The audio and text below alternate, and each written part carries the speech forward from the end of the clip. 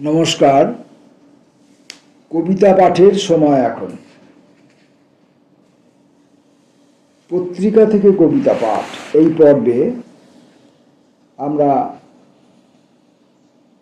সম্প্রতি স্বপ্নের করিডোরে এই পত্রিকা, সম্পাদক জয়ন্ত দত্ত, এই পত্রিকার উদ্যোগে বিশ্ব কবিতা দিবসকে নিয়ে একটি বিশেষ সংকলন 2026-এ তিনি প্রকাশ করেছেন। বাংলা ভাষার বিভিন্ন স্থান, কাল, পাত্র, এরকম বিভিন্ন কবির কবিতা কি তিনি একত্রিত করে 2 পৃষ্ঠার মধ্যে ধরেছেন। তো এখানে প্রচুর কবি আছেন, প্রচুর কবির কবিতা আছে। এত সংখ্যক কবির কবিতা আছে যেন আমার মনে হয় আমার এই পাড়ার মধ্যে, আমার প্রতিবেশীদের মধ্যে যারা কখনো কবিতা পড়েন না, কবিতা শোনেন না, যাদের বাড়িতে তন্ন তন্ন করে খুঁজলেও একটা কবিতার বই কিংবা কবিতার বইয়ের একটা ছেঁড়া পাতা খুঁজে পাওয়া যাবে না, তাদেরও কবিতা হয়তো এই সংকলনটির মধ্যে থেকে যেতে পারে, এমন আমার মনে হচ্ছে। প্রচুর কবিতা। তা এত কবিতা তো পড়া সম্ভব হবে না, আর একদিনে তো মোটেই সম্ভব হবে না। একদিনে এই এত কবিতা পড়তে গেলে আবার 8-10 ঘন্টার একটা ভিডিও হবে, সেটা তো সম্ভব নয়। 10 মিনিট 12 মিনিটের ভিডিওই কেউ দেখেন না, কেউ হয়তো কয়েক সেকেন্ড দেখেন, খুব বেশি কবিতা প্রেমিক হলে হয়তো 1-1.5 মিনিট দেখেন। সেটা আমরা ইউটিউবের ডিটেল থেকে আমরা সেটা পেয়ে যাই যে পাঠকরা কতজন ভিউ করছেন, কতটা সময় ভিউ করছেন, এটা আমরা পেয়ে যাই। যাই হোক, অবাঞ্ছিত কথাবার্তা না বলাই ভালো। আমরা এই সংকলন গ্রন্থটি থেকে বিশ্ব কবিতা দিবস, আপনারা তার প্রচ্ছদটি এখানে দেখতে পাচ্ছেন। এই প্রচ্ছদটি করেছেন আমাদের একজন প্রিয় মানুষ, প্রিয় কবি, প্রিয় শিল্পী বিষ্ণু সামন্ত। আগেই বলেছি, স্বপ্নের করিডোরে পত্রিকার সম্পাদক জয়ন্ত দত্ত। আপনারা যারা কবিতা ভালোবাসেন এবং বিশ্ব কবিতা দিবস এবং ইত্যাদি সম্পর্কে আগ্রহী, তারা আপনারা এই বইটি কবি জয়ন্ত দত্তর কাছ থেকে সংগ্রহ করতে পারেন। আমি পড়ব। প্রথম কবির নাম অজিত বাইরি। একটি খুনের ঘটনা। আকাশে লাগলো রং, ছুরির আঘাতে সৌমেনের বুক থেকে ছিটকে উঠল রক্ত। দূর থেকে শোনা গেল বিলাপের সুর।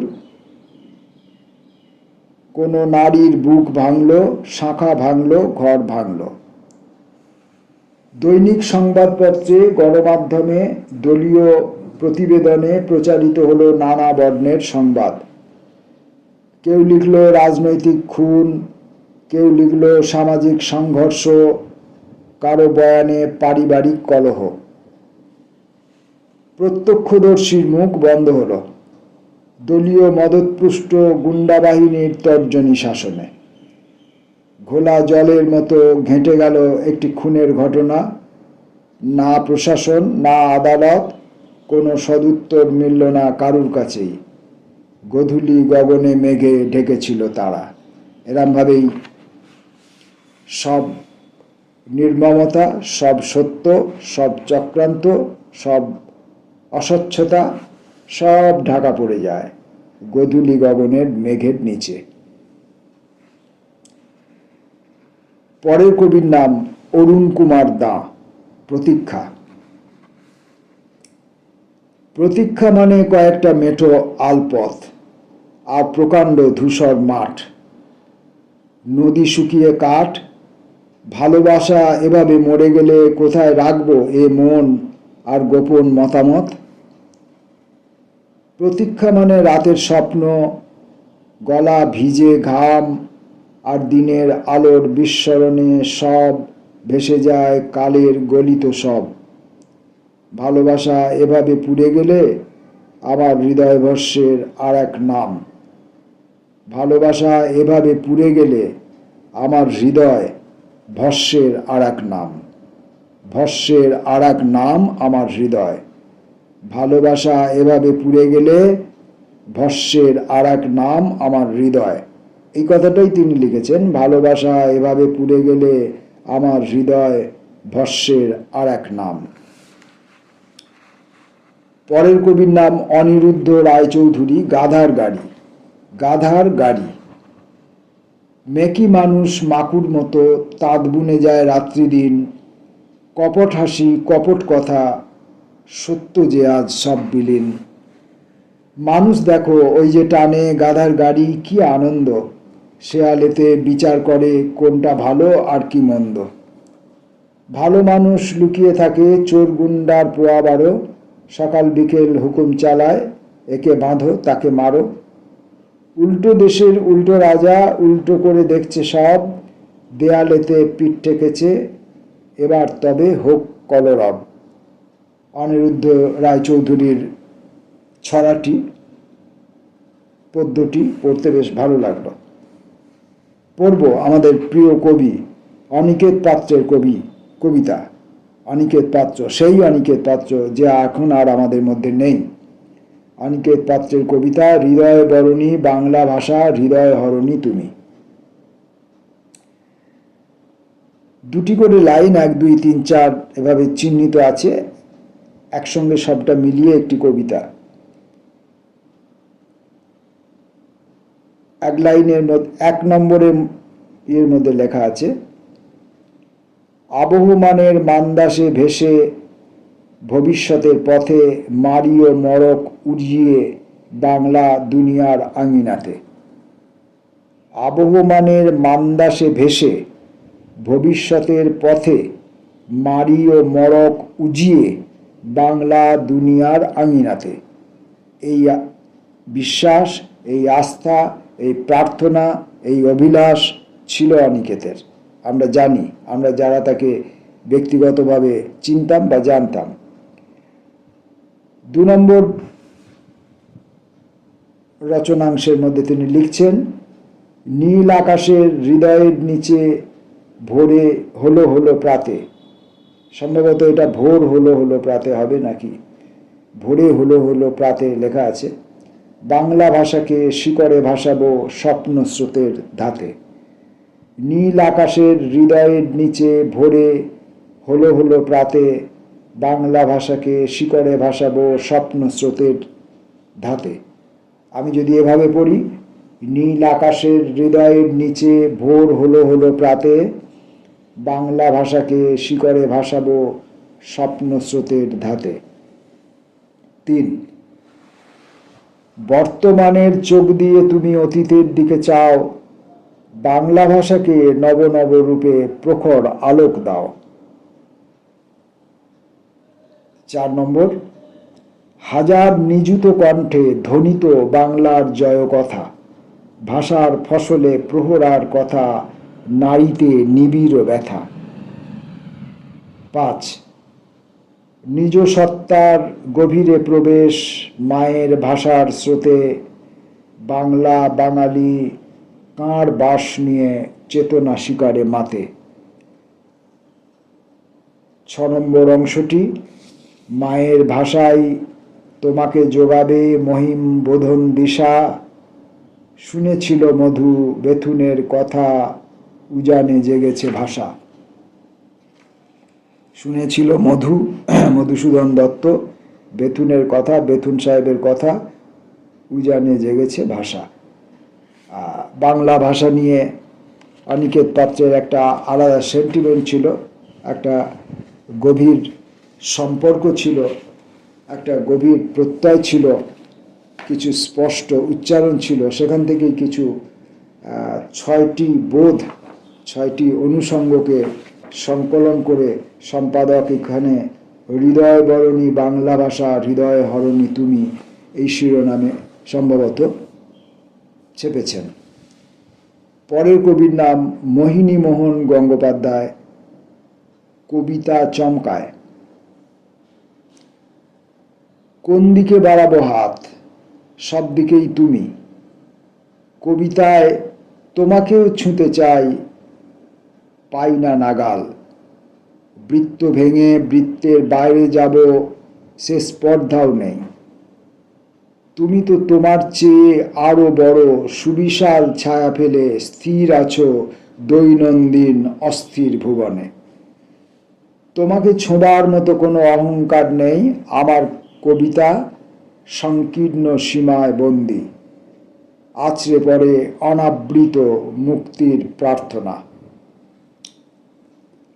এখনো তোমাকে নিয়ে আমাদের স্বপ্নের সৈকত ছুঁয়ে যাওয়া, মুঠোয় সোনালি রোদ, তোমার কবিতা নতুন জন্মের গন্ধে উন্মাদ পাগল করে। দিন বর্ষ চলে যায়, বলতে পারি না, তুমি ঈশ্বরের অপর মহিমা।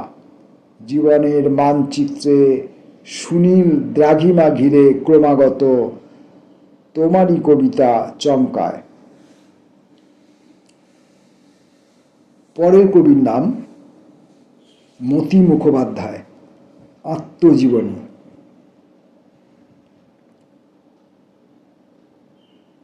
যেমন জীবন থাকে তেমনই যাপন, তবু কেউ জানে না, জানার কথাও নয়, আত্মজীবনী কেন লেখা হয়। কারা লেখে, পড়ে কারা, কেনই বা লেখা। অন্যের জীবন জেনে পাঠকের কি যে লাভ হয়, অচেনায় থেকে যায় সে সময় নিজের জীবন।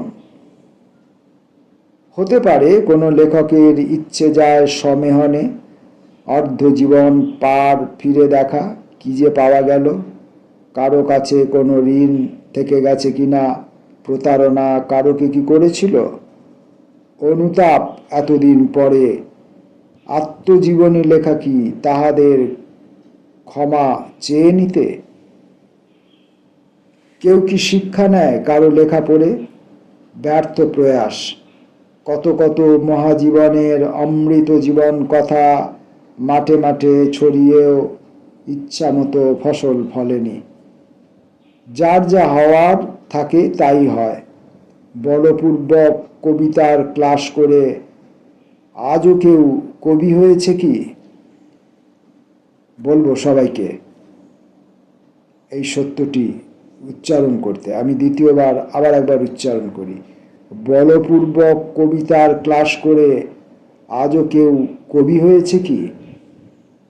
হওয়া যে যায় না, তার প্রকৃষ্ট সহজ উদাহরণ স্বয়ং এই আমি। কবি হবার, মূর্খের মতো কবি হবার চেষ্টা করেছিলাম, হতে পারিনি।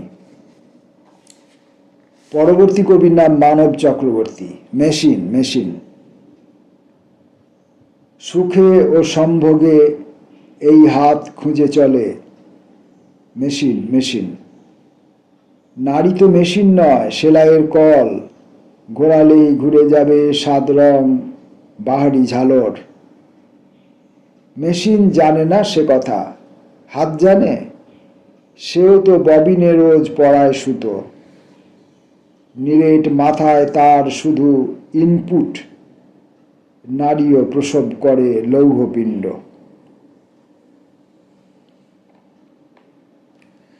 পরের কবিতাটির নাম একলার ইমন রাগ, কবির নাম মিঠু ওরফে পাপিয়া চ্যাটার্জি।